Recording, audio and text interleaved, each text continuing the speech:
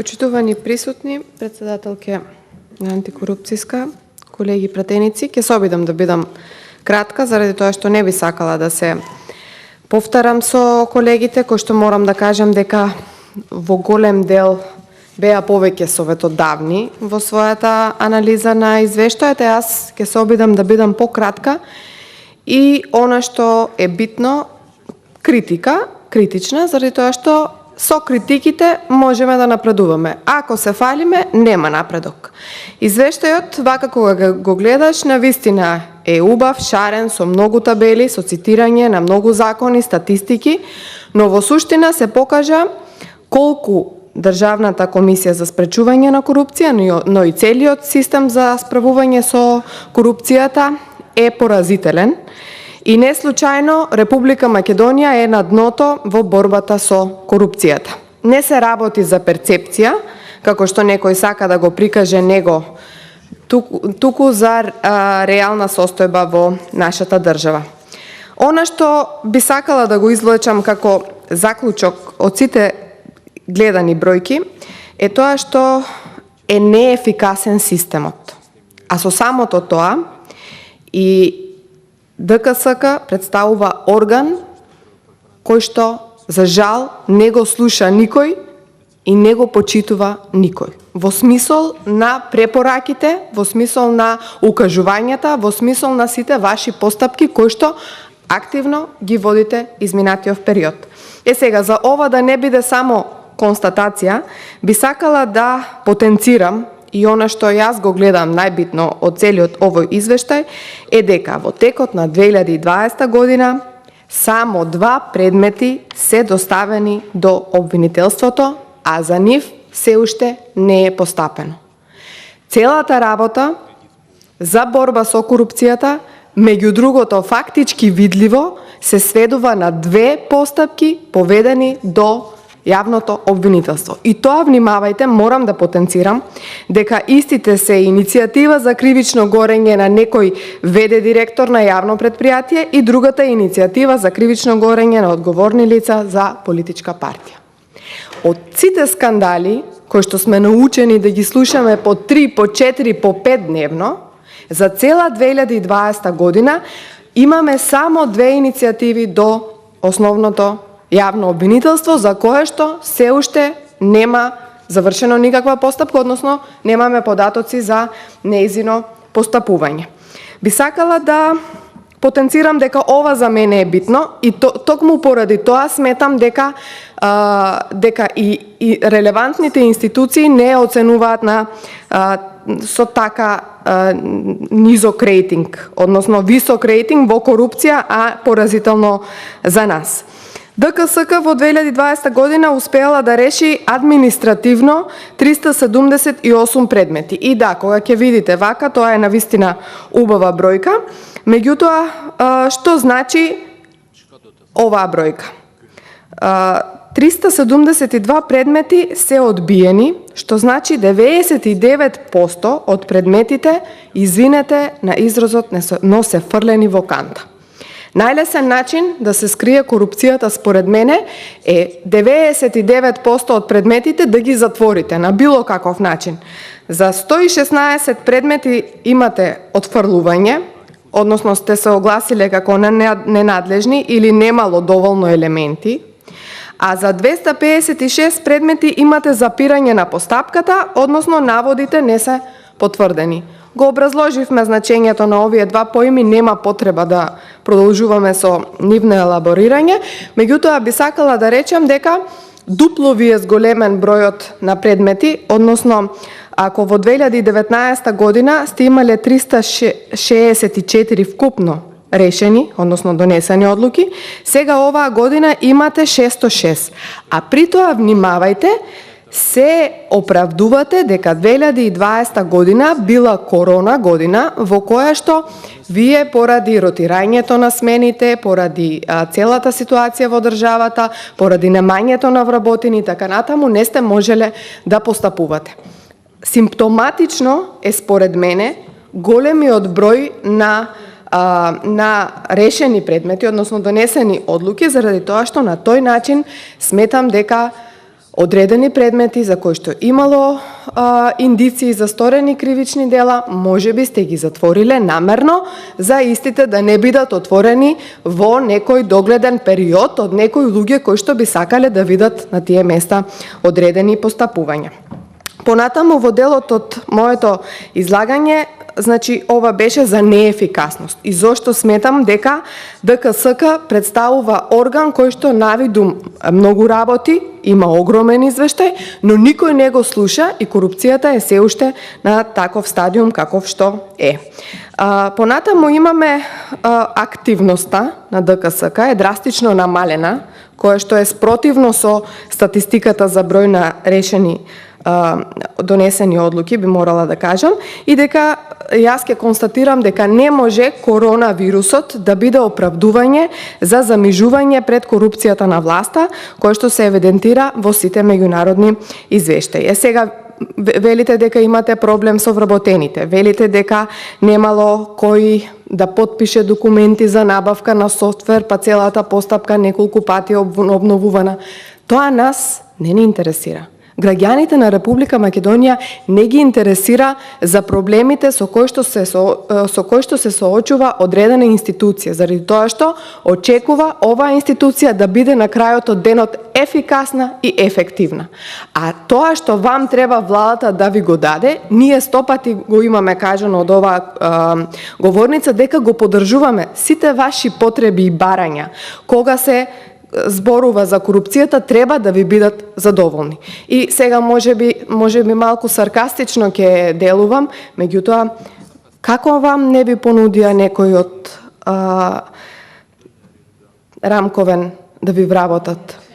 Значи, многу работи не се доволно така како што треба да бидат во Република Македонија.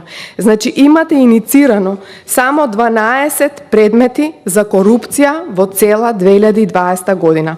Сметавме дека 2019, која што ја анализиравме пред неполн месец, беше најлоша година за ДКСК и кога гледавме дека има само 23 предмети, сметавме дека ова полошо од ова не може да биде. Меѓутоа 2020 не изненади и дека секогаш може да биде полошо, тоа е факт со резултатите од оваа година. Исто така морам да потенцирам дека вкупниот број на иницирани предмети е намален за 50%. Во 2019 година имало 254, а во 2020 година 102 предмети. Сега,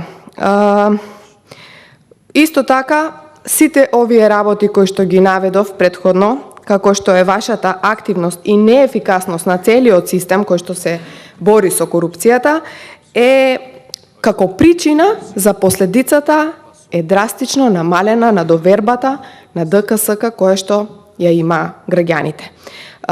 Токму поради калкулантскиот однос, може би тоа грубо звучи, меѓутоа ова е впечатокот кој што мораме да го кажеме, бидејќи еве на пример имаме факти, а тоа се намален број на пријави од страна на граѓани кои што се за корупција и се за 50% помалку. Односно во 2019 година имало 687, а во 2020 само околу 400. Вкупниот број на пријавени предмети исто така намален. Ова е значи за предмети на корупција претходно кажав, сега ова е за вкупниот број на предмети. Значи за пријавени предмети имаме 1172 во 2019 година, а оваа година се на 550, што значи дека сите овие работи кои што се на очиглед на македонската јавност, мораме да потенцираме дека ја намалуваат довербата која што ја имаше ДКСК и јас се надевам дека вие со сите сили ќе работите истата да биде подобрена во наредниот период, затоа што само резултат на пријавување на одредени сомнежи за корупција можат да дадат одредени резултати. Понатаму за корупцијата во органи. Судството повеќе колеги констатираат дека е најкорумпираната област во Република Македонија. Вие сами признавте за реакцијата на Уставниот суд. Сега како да се ставиме во улога на некој обичен граѓанин кој што например, можеби некогаш зборувал нешто лошо против власта и така натаму, или пак, не дај Боже, против некој од членовите на овие високи судски инстанции. Влијанието може да биде и позитивно и негативно. И тоа не е мерливо, меѓутоа е ефективно. Судството и според овој извештај, значи најкорумпирано во Република Македонија, па така 112 или половина пријави се однесуваат на судството. Факт е дека ниту еден судија, за жал, до денес не одговара за корупција. А вие самите сте свесни дека корупција не е само потплатување. Корупција може да биде на било каков друг начин изразена. Истрага имаше за еден член, кој што за жал е се уште активен член во судскиот совет и ја контролира работата на останатите судии. Таа истата постапка, односно истрага не е завршена, а како што тргнала работава, сметам дека нема да заврши, со што власта уште држи зауздан еден член. Судскиот совет е нефункционален и е место за вдомување на партиски кадри, да не се повторам со моите колеги, и самото назначување на новиот председател, кој што е активист на СДСМ и поранешен шеф на кабинетот на Бучковски, додека беше премиер на владата, е пример за тоа како власта се однесува со судството и за нивната поврзаност. Се надевам дека ќе отворите постапка и за поврзаноста со Евростандард банка и така натаму, и намерно ги потенцираме сите овие работи, за да може во наредниот извештај да не се опоменуваме дека од ваша страна ништо не е превземено. Извршната и локалната власт исто така се под контрола на СДСМ и ДУИ, и тоа е на второ место. Меѓутоа, јас би можела да потенцирам дека ниту еден министер или висок функционер не е под истрага, освен Рашковски, кој што си поднесе оставка. Иако Заев најави дека има двајца високи функционери под истрага, тоа сите го видовме преку порталите и медиумите, и тоа уште пред 2 години. Јас ќе ве прашам, докаде е постапката со тоа, затоа што, немаме видено дека има покренато постапка официјална за некој друг. Во извештајот стои дека ДКСК утврдила 4 предмети каде е утврдена корупција во владата. Меѓутоа, каде? Кои се тие предмети? Значи, да, меѓутоа, што превзема обвинителството по тоа? Молк. Биле доставени 3 предмети за корупција во локалната власт, а во извештајот на ДКСК стои дека не е постапено по нив. Па нека слушнат граѓаните. Самите рековте дека ако има отворен одреден предмет, може би најголема казна е јавната осуда. Доколку некој се дрзнал да направи одредено коруптивно дејание, дајте нека го знае целата македонска јавност, на тој начин може би срамот ќе преработи, ако не ништо друго. Сега, ниту еден градоначалник за жал не е под истрага, ниту има поднесено кривична пријава, иако вие пишувате тука дека има одредени ваши истраги, меѓутоа обвинителството ништо не преземало мерка досега и тие не работат под опрен глас, како што можеме да видиме, и заради тоа што не стигаат гласовите на граѓаните до нив, ние инсистираме можеби премногу едноставно се подпираме на ДКСК, затоа што сметаме дека ДКСК може да поведе постапки, затоа и ги иницираме и ги потенцираме ваквите предмети на оваа дебата, на оваа комисија. Исто така имам уште забелешки за проверка на имотот, бидејќи сметам дека и покрај вашите кажувања, сметам дека ДКСК не може да биде функционална во делот на проверка на имотот, и колку и закони да донесеме, имплементацијата ќе биде невозможна, заради тоа што денешните функционери го прават е надвор од дофатот на било кој правен систем. Регистрираат имоти на туѓо име и за тоа вие сте добро запознати. Факти, во 2020 година по собствена иницијатива сте провериле изминатата година, значи само 6 имотни состојби и според мене мислам дека 6 имотни состојби од 2500 анкетни листови доставени од сите од цела Македонија, значи од сите функционери е многу малку. Понатаму работата на ДКСК според проверката на имотот се сведува на анализа и тоа што вие го рековте, дали некој доставил имотен лист или не доставил. Меѓутоа, знаете, ние гледаме секојдневно тука не само колеги и функционери од власта како возат многу скапи коли, како живеат во скапи станови, како имаат вили, куки и така натаму, кои што секојдневно ги користат, меѓутоа во нивните анкетни листови нема ништо. Значи, тука е потребно промена на целиот систем. Значи, проверка на имотот и потеклото на имотот и чив е тој имот со кој што тие се служат. Какво полномошно имаат? Кој им дозволил да ја вози таа кола доколку нема полномошно или потврда за собственост? Сите тие работи треба да ги имате на ум заради тоа што не само ние, целиот народ гледа. И токму поради тоа перцепцијата за корупцијата е така висока и реално е висока.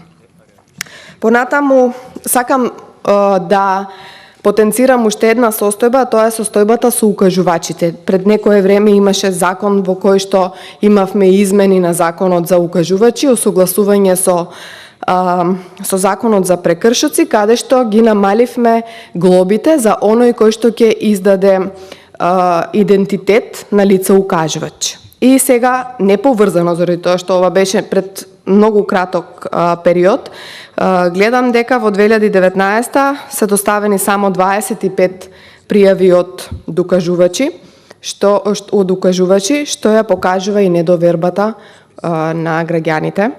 И во 2020 година значи се донесени 17 одлуки за овие 25 предмети, од кои што најголем дел се одбиени, односно 16 од вкупно 17 и само за едно е доставено до обвинителството.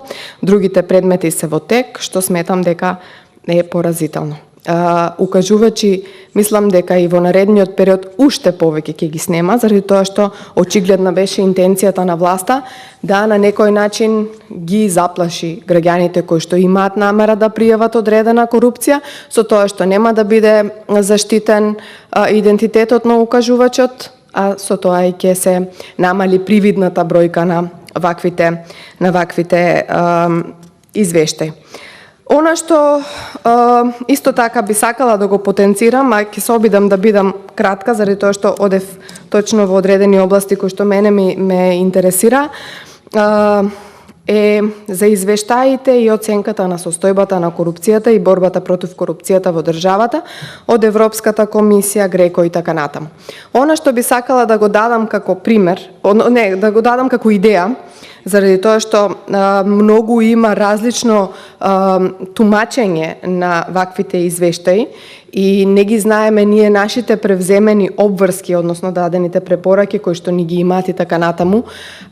Сметам дека ваквите оценки, посебно како што имате табели за други ваши постапувања, потребно е и да има одредени табели за да ги ја видиме состојбата каде се наоѓала Република Македонија во изминатите неколку години во извештаите на тие институции, а каде се наоѓа денес. Кои се препораките кои што биле, вие сте тие кои што треба да каже кој затаил во целиот систем. Ако Греко имал 23 препораки, од кои што само 4 се реализирани, вие сте постапиле можеби по сите препораки кои што вам би биле дадени. Меѓутоа другите владини институции кои што биле одговорни за да ја реализираат овие препораки не постапиле по нив. Зошто целиот товар да спаѓа врз една институција кога може да има повеќе одговорни? Дајте да ги видиме кои се институциите кои што не спровеле одредени препораки, кои што не постапиле согласно овие извештаи, па да зборуваме за нив отворено. Сметам дека извештаите во иднина, нивните препораки, измените на законите кои што вие ги кажувате дека како иницијатива сте ги поднеле до собранието, треба да ги имаме на увид и ние пратениците, а особено поради различното тумачење и релативизирање во зависност на тоа дали интерпретира одреден извештај член на власта или интерпретира одреден извештај член на опозицијата. Како независно тело треба да утврдите реален, буквален превод што е тоа што стои во ваквите извештаи и истото да имаме табеларен приказ кој што ќе имаме неколку години наназад и во моментот што се случува. Ова како можеби како иницијатива која што ќе ни даде поголема прегледност за во иднина разгледување на ваквите извештаи. Бидејќи се договоривме да работиме до 17 часот, јас не сакам повеќе да давам примери, инаку има многу. Се надевам дека Државната комисија за спречување на корупција на извештаите кои што и допрва ќе доаѓаат, ќе нема да се правда дека е недоекипирана, нема да се правда дека систем или одреден софтвер не може да нарача, заради тоа што доколку е искрена борбата против корупцијата на оваа власт, не постои нешто особено за финансии, а кој што не може да ги обезбеди, бидејќи секојдневно милионски суми, на милионски тендери, на незаконски начин се трошат од сите министерства, ама очигледно некој сака сето тоа да го сокрие. Ви благодарам.